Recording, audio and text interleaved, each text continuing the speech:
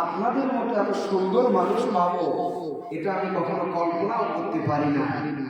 সবাই তো বলে বাঙালিরা নাকি অনেক খারাপ, কিন্তু বাঙালিদের মতো নম্র ভদ্রতা মানুষ আর কোনো দেশে নাই। কথা বলে কি না? শুনতে জানতে চাচ্ছি, প্রিয় খুলনাবাসী, আপনারা সবাই কেমন আছেন? একটু জোরে বলেন না, কেমন আছেন?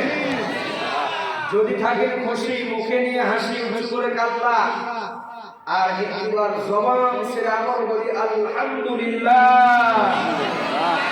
সবাই বলছি রব্বানা লাকাল হামদ হামদান কাসীরান তাইয়িবান মুবারাকান ফীহি।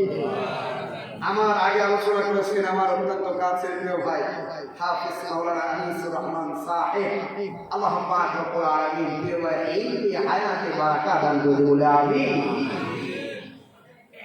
আরো আলোচনা করেছেন হাফিজ মাওলানা কারি শাহাদুজ্জামান, আলোচনা করেছেন হাফিজ মাওলানা আশরাফ আলী সাহেব। বিশেষ করে এতক্ষণ পর্যন্ত কোরআন কারীম থেকে কারি সাহেব অত্যন্ত সুন্দর কণ্ঠে চমৎকার ভাবে তিনি যে কোরআনের তেলাওয়াত আপনাদেরকে শুনাইতেছিলেন, আমি শুনতে মানে যেখান থেকে আমি ওই বাসা থেকে সভাপতি সাহেবের বাসা থেকে শুনতে শুনতে আসতেছি আর মন শীতল হয়ে যাইতেছে। কারণ মুসলমানদের হৃদয় একমাত্র কোরআনের তেলাওয়াত শুনলে ভরে যাবে, এবং ভরে যদি যায় আল্লাহ পাক রব্বুল আলামিন বলছেন যাদাতুহুম ঈমানা, বান্দা যত কোরআন পড়বা, যত কোরআন শুনবা, আমি আল্লাহ তোমার ঈমান বৃদ্ধি করে দেব। সুবহানাল্লাহ। এত সুন্দর তেলাওয়াত করতেছেন, আলহামদুলিল্লাহ। আল্লাহ পাক রব্বুল আলামিন প্রিয় ভাইয়ের কণ্ঠকে কোরআনের জন্য সারা বিশ্বময় কবুল করে বলে আমিন। আওয়াজ কে বলেন আমিন। আমার সামনে দিনদার কোরআন প্রেমিক তাওহীদি জনতা, মঞ্চে উপবিষ্ট হাজারো আলিমের ওস্তাদ, এই জাতির শ্রেষ্ঠ সন্তান আল উলামা ওয়ারাসাতুল আম্বিয়া, আমার সামনে প্রাণীর টুকরা যুবক ভাইরা, বৃদ্ধ বাবারা, ছোট ছোট বাচ্চারা, এবং পর্দার অন্তরালে আমার মা এবং বোনেরা, আমি আলোচনা শুরুর আগে আপনাদেরকে আবার একবার সালাম দিব। আসসালামু আলাইকুম ওয়া রাহমাতুল্লাহি ওয়া বারাকাতুহু। সম্মানিত ভাইরা আমার, যে আয়াতুল কারিমা তেলাওয়াত করেছে, মঞ্চে উপবিষ্ট আলেম ওলামারা বুঝতে পেরেছেন যে কোন প্রেক্ষাপট অনুযায়ী আমি কথা বলবো। এই যে এত সুন্দর মাহফিলের আয়োজন করলেন, যদি ফজরের নামাজ যদি না হয়, এই মাহফিলের আয়োজন করার কোনো দরকার আছে? কথা বলেন, দরকার আছে? আগে নামাজ না মাহফিল? কথা বলেন, আগে নামাজ না মাহফিল? আমি যত সময় পর্যন্ত আলোচনা করব, আলোচনার আগে আপনাদের সবার থেকে ওয়াদা নিব, ফজরের নামাজ আপনারা সবাই পড়বেন তো ইনশাআল্লাহ? কথা বলেন, পড়বেন তো ইনশাআল্লাহ? ফজরের নামাজ যদি আপনারা পড়তে পারেন, আলোচনা লং টাইম হবে। যদি নামাজ না আদায় করেন, আলোচনা অল্প সময় শেষ করে দেবেন। নামাজ ছাড়া কোন উম্মত জান্নাতে যেতে পারবে? কথা বলেন না, জান্নাতে যেতে পারবে? কিয়ামতের দিন সর্বপ্রথম কিসের হিসাব হবে? কিসের হিসাব হবে বলেন? নামাজ। আল্লাহ রাসূল সাল্লাল্লাহু আলাইহি ওয়াসাল্লাম মৃত্যুর সময় তিনি নামাজের কথা বলেছেন, আসসালাতু আসসালাতু মা মালাকাত আইমানুকুম। নামাজ নামাজ নামাজ, উম্মত তোমরা নামাজ ছেড়ে দাও। বলেন সুবহানাল্লাহ। নামাজের গুরুত্ব আছে না?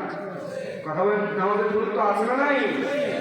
সম্মানিত ভাইরা আমার, তাহলে যে নামাজের গুরুত্ব কোরআনুল কারীমের ভিতরে কমপক্ষে আমি গবেষণা করে আয়াত নিয়েছি 89টি জায়গায় আল্লাহ পাক রব্বুল আলামিন নামাজের কথা বলছেন।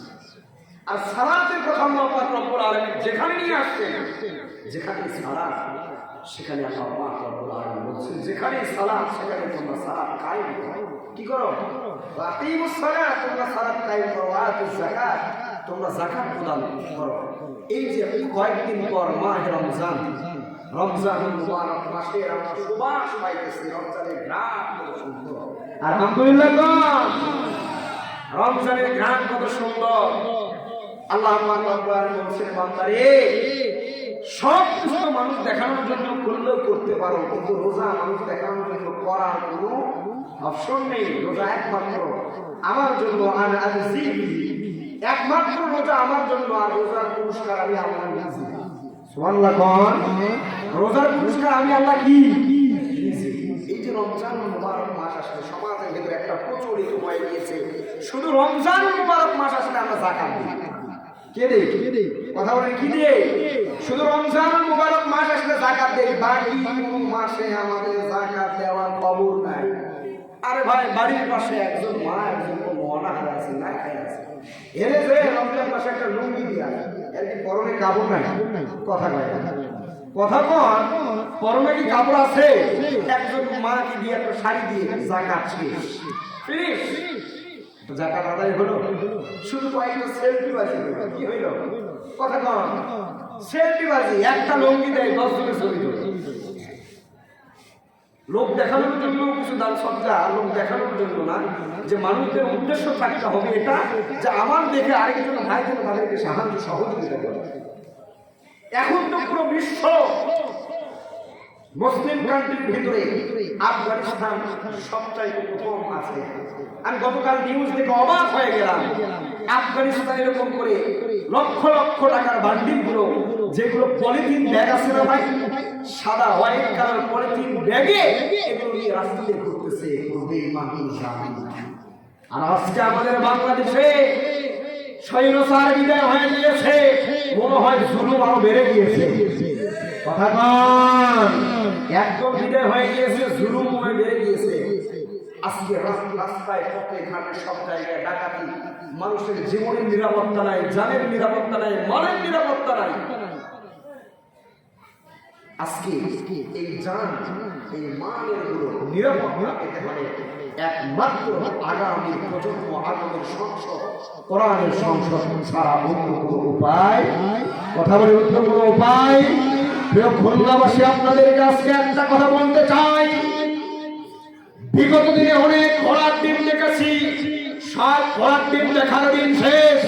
আগামীর বাংলাদেশ হবে কোরআনের বাংলাদেশ, আগামীর বাংলাদেশ হবে ইসলামের বাংলাদেশ, আগামীর বাংলাদেশ হবে জাতির শ্রেষ্ঠ ছাত্রের আলিম ওলামাদের বাংলাদেশ, আগামীর বাংলাদেশ হবে কোরআনের বাংলাদেশ, আগামীর সূর্য হবে কোরআনের সূর্য।